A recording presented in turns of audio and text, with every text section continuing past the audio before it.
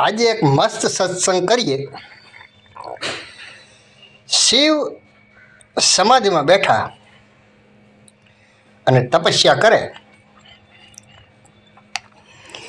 એમાં ઇન્દ્રની અપ્સરા ફરતી ફરતી નીકળ્યું. એમાં જ્યાં શિવ સમાધિ ચડાવીને બેઠા હતા ત્યાં પૂગ્યું.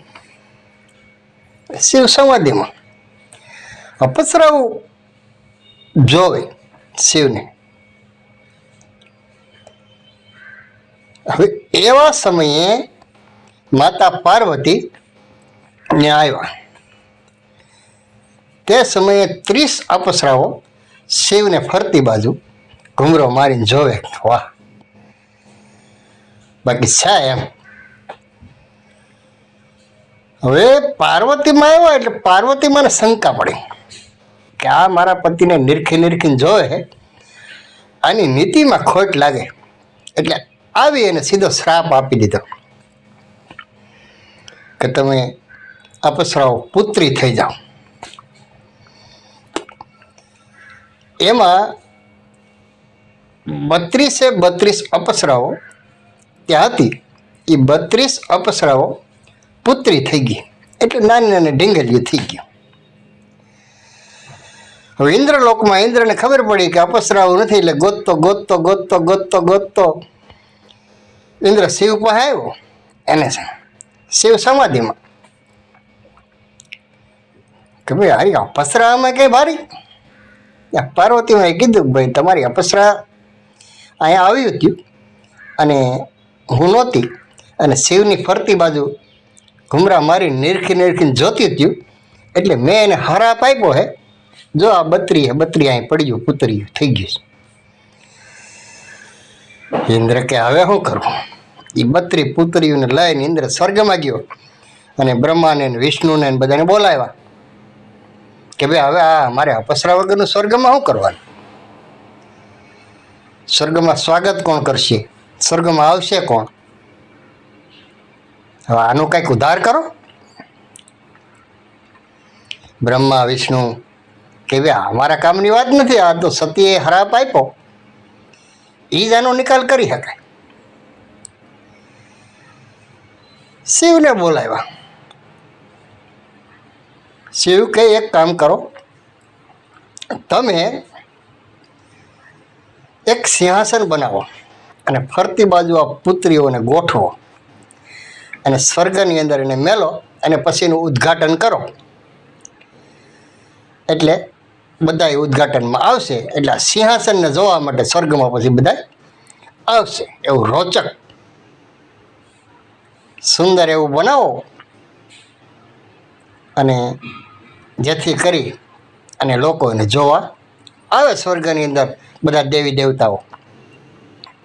એટલે એક સિંહાસન બનાવ્યું, ફરતી બાજુ પુત્રીને ગોઠવ્યું, અને એના ઉદ્ઘાટન કરવા માટે તમામ દેવી દેવતાઓને બોલાવવામાં આવ્યા.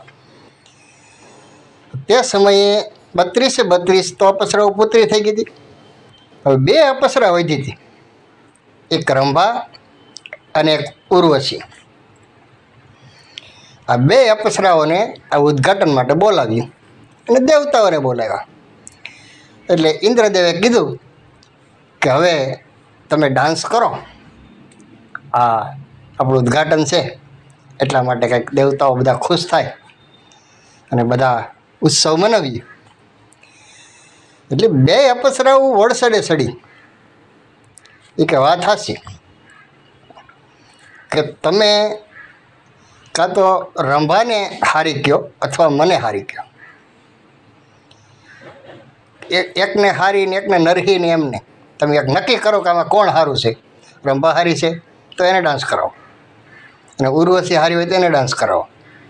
બાકી એમ 2 નહીં કરી. પહેલાં તમે નક્કી કરો કોણ સારું છે ને કોણ નબળું છે. અને જો આમાં તમે ખોટો નિર્ણય લીધો તો અમે અપ્સરાઓ શ્રાપ આપી દો. દેવતાઓ હું જાણે કે સારું આમાં કેને સારું કહેવું કેને નબળું કહેવું. એટલે તે ઉદ્ઘાટન બંધ રહ્યું.